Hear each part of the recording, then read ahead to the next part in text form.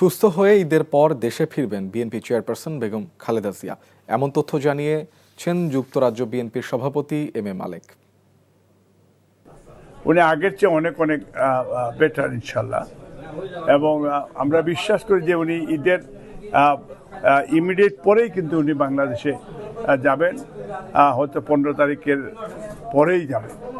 তো সেই হিসাবে আমরা সবাই দোয়া করবো যাতে ওনার খুব শীঘ্রই উনি সুস্থ হয়ে যান এবং যাওয়ার জার্নিটাও যেন বেটার থাকে। বাংলাদেশের জনগণ ওনার জন্য অপেক্ষা করছে, এবং তারপরে কিন্তু আমাদের ভারপ্রাপ্ত চেয়ারম্যান সাহেব উনি এর পরেই কিন্তু যাবেন।